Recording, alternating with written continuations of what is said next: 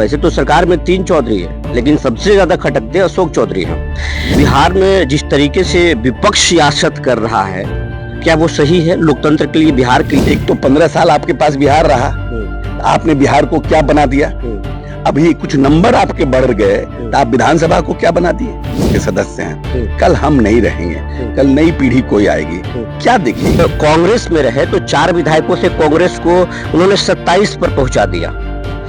जब नीतीश कुमार के साथ हैं तो नीतीश कुमार को फ्लोर टेस्ट पे बचा लेते हैं, वो मेहनत करते हैं। क्या है अशोक चौधरी में, आखिर राजनीति के केंद्र बिंदु क्यों बनते हैं? हमारी लॉयल्टी अपने नेता के प्रति रहती है और जिस गठबंधन के साथ हैं उसके साथ मजबूती से रहती है। सीटों पे लड़े थे तो ये तो लालू प्रसाद यादव ने खुद हमको फोन करके कहा था कि तुम्हारा 4 है, 8 ले लो, 8 से पेट नहीं भरता है तो 16 ला। फिर क्या हुआ था कि कांग्रेस छोड़ दिया अशोक चौधरी? पॉलिसी में ही नहीं है ना, आप मंडल कमीशन का विरोध करते हैं तो इसका मतलब कि आप अपर कास्ट को प्लीज करते हैं। नहीं जी, रोने लग गए हम कि मैडम प्लीज बचा लीजिए कांग्रेस को। बड़ी मुश्किल से कांग्रेस यहाँ आई। कांग्रेस बड़ी पार्टी है, कांग्रेस बिहार में तो डेट था ना, 4 विधायक थे 2017 से पहले। उसका क्रेडिट हमसे ज्यादा नीतीश जी को है। तरह की बड़ा मुश्किल हो गया था सरकार में, लेकिन अशोक चौधरी रात भर जगे, कुछ उनके और लोग जगे और सरकार को बचा लिया। क्या हुआ? नहीं, हमारे साथ संजय झा जी भी थे, सम्राट जी भी थे, सब लोगों का एक जॉइंट एफर्ट था जब नीतीश जी आए थे।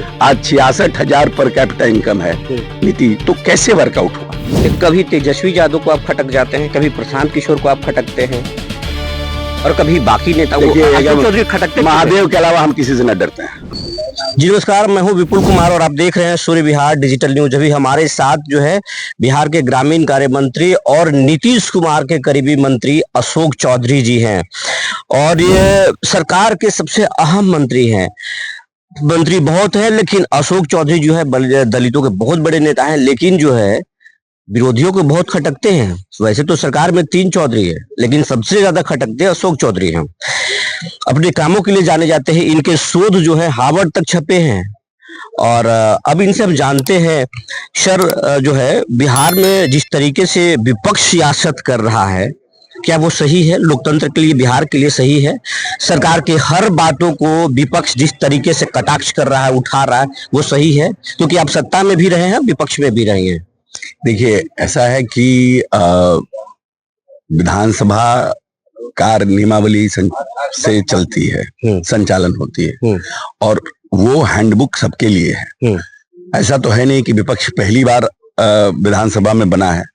75 साल की आजादी से विपक्ष रहा है और कार्य संचालन नियमावली में विपक्ष की भूमिका का भी उल्लेख है कि विपक्ष अपनी बातों को कैसे उठाता है। लेकिन पिछले 2-3 दिनों से जिस तरह से विपक्ष की भूमिका हो रही है, खास करके विधानसभा में, विधान परिषद में उच्च सदन है, अपने तरीके से लोग प्रोटेस्ट कर रहे हैं, लेकिन जिस तरह से विधानसभा में उद्दंडता का परिचय दे रहे हैं लोग, जिस तरह से विधानसभा अध्यक्ष के ऊपर कागज फेंकना, टेबल उठा लेना, जैसे दही का मटका फोड़ा जाता है एक के विधानसभा करके और विधानसभा विधायक को फेंकना, ये सब मार्शल को घायल करना, मार्शल पर कोहनी मारना, ये शालीनता नहीं है, ये तरीका नहीं है। आज हम मान लीजिए विधानसभा के सदस्य हैं, कल हम नहीं रहेंगे, कल नई पीढ़ी कोई आएगी, क्या देखेगी? एक तो 15 साल आपके पास बिहार रहा तो आपने बिहार को क्या बना दिया? अभी कुछ नंबर आपके बढ़ गए तो आप विधानसभा को क्या बना दिए? अशोक चौधरी जो है जब कांग्रेस में रहे तो 4 विधायकों से कांग्रेस को उन्होंने 27 पर पहुंचा दिया। जब नीतीश कुमार के साथ हैं तो नीतीश कुमार को फ्लोर टेस्ट पे बचा लेते हैं, वो मेहनत करते हैं। क्या है अशोक चौधरी में, आखिर राजनीति के केंद्र बिंदु क्यों बनते हैं? क्या कुछ खास है? देखिए, हमारी लॉयल्टी अपने नेता के प्रति रहती है और जिस गठबंधन के साथ हैं उसके साथ मजबूती से रहती है। और उस समय भी जब हमें 27 विधायक हमने जीता था और 41 सीटों पे लड़े थे, तो ये तो लालू प्रसाद यादव ने खुद हमको फोन करके कहा था कि तुम्हारा 4 है, 8 ले लो, 8 से पेट नहीं भरता है तो 16 ले लो। तो लालू प्रसाद यादव तो किसी कीमत पर हमको 20 से आगे नहीं जाने देते। अगर नीतीश जी का साथ नहीं मिलता उस समय कांग्रेस को, और नीतीश जी ने न सिर्फ 41 सीट दिया कांग्रेस को, बल्कि 7-7 सिटिंग एमएलए को उन्होंने हमको दिया, सिटिंग सीटें अपनी दी। कुटुंबा जो अभी हमारे कांग्रेस के अध्यक्ष हैं, राजेश जी, उनकी सीट लास्ट में, सबसे लास्ट में जाकर के हमने लिया। विजय शंकर दुबे जी की सीट मांझी लास्ट में हमने जाकर के उनसे लिया। गोविंदपुर सीटें मिली, मनिहारी सीट जो है सिटिंग सीट दिए। तो नीतीश जी हमेशा चाहते थे कि एक मजबूत गठबंधन बने जिसमें कि हम लोग ज्यादा से ज्यादा सीट जीत करके आए। लेकिन लालू प्रसाद यादव जी तो कभी भी कांग्रेस के प्रति ईमानदार रहे ही नहीं, और ना ईमानदार हैं। जब तक कांग्रेस लालू जी के साथ रहेगी तब तक कांग्रेस का कभी कुछ हो नहीं सकता। फिर क्या हुआ था कि कांग्रेस छोड़ दी अशोक चौधरी? अरे भाई, आप पॉलिसी में ही नहीं है ना, आप मंडल कमीशन का विरोध करते हैं, तो इसका मतलब कि आप अपर कास्ट को प्लीज करते हैं। जितने आपके नेता थे उस समय के सो कॉल्ड, सबने मंडल कमीशन का विरोध किया। ठीक है, आपने एक पॉलिसी बनाई कि हम अपर कास्ट, माइनॉरिटी और दलित के साथ राजनीति करेंगे बिहार की, और फिर आपने ले लिया, अलायंस कर लिया आप लालू प्रसाद यादव के साथ जो प्रो मंडल है। तो आप जिसके लिए एंटी मंडल हुए वो नाराज होकर चले गए बीजेपी में, और जो प्रो मंडल थे उसके चैंपियन ऑलरेडी लालू प्रसाद यादव है, तो आप हो गए सेकंड सिटीजन में। हमने जाके सोनिया जी को कहा कि मैडम आप अलग हो जाइए, अब 41 सीट है, लड़ने दीजिए इन दोनों से हमको, नीतीश जी से भी लालू जी से भी।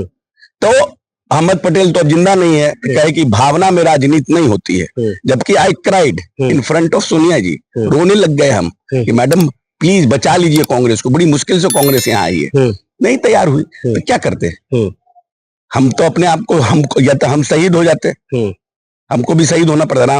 रामाश्री बाबू क्यों पार्टी छोड़ दिए? सीएलपी के लीडर थे ना भाई।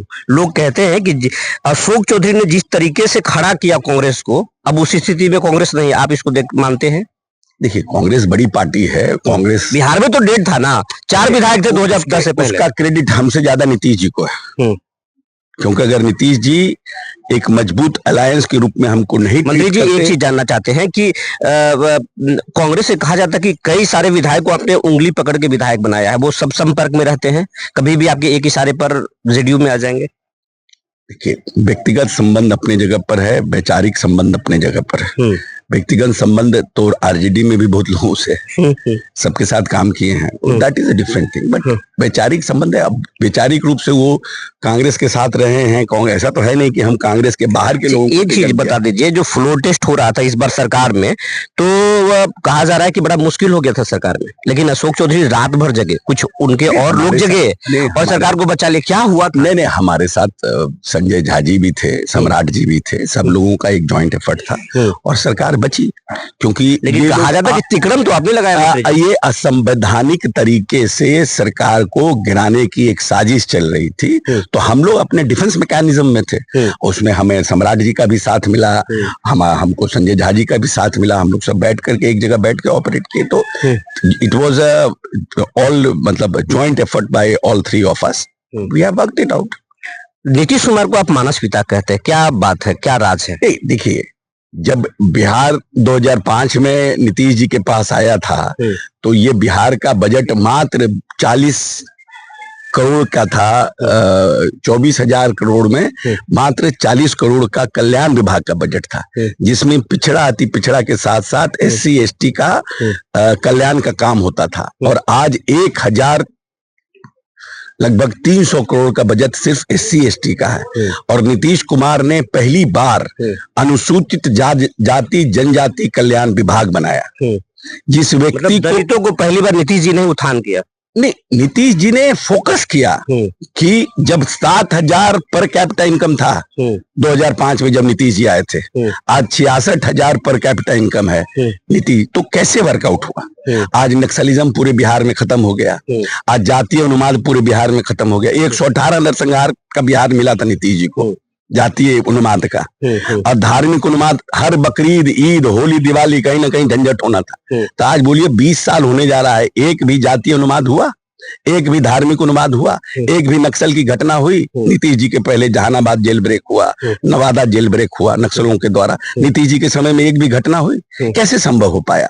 सरकार वही, पुलिस वही, जनता वही, लेकिन एवरीथिंग हैज चेंज। ये एक लास्ट क्वेश्चन पूछेंगे, कभी तेजस्वी यादव को आप खटक जाते हैं, कभी प्रशांत किशोर को आप खटकते हैं, और कभी बाकी नेताओं को अशोक चौधरी खटकते? महादेव के अलावा हम किसी से न डरते हैं। हाँ, बस यही एक तो प्रॉब्लम है। कितने सीटों पर लड़ रही जेडीयू? जेडीयू कितने सीटों पर? एक लिस्ट भी आप हाल में आया था कि 111 अच्छे सीटों पर लड़ेगी, और हमारे सशस्त्र नेता संपर्क में हैं। हाँ। हम लोग सभी जो घटक दल हैं, हाँ। आपस में बैठ करके पूरा सौहार्दपूर्ण वातावरण में हमारा चुनाव होगा। और इस बार चुनाव न जदयू लड़ रही है, न भाजपा लड़ रही है, न लोजपा लड़ रही है, ना हम लड़ रहा है, ना रालोसपा। ये चुनाव एनडीए लड़ रही है, नीतीश जी के नेतृत्व। सब कुछ ठीक है, बहुत बढ़िया, बहुत बढ़िया। तो ये थे अशोक चौधरी जी, जो सब कुछ बता रहे थे बाकी से क्यों चौधरी साहब खटकते हैं, आखिर क्यों खटकते हैं, और एनडीए में कोई फूट नहीं है। अगर आप समझ रहे कि फूट है तो इस बार कोई फूट नहीं है, शानदार तरीके से एनडीए चुनाव लड़ेगी। बने रहिए हमारे साथ, तब तक के लिए धन्यवाद।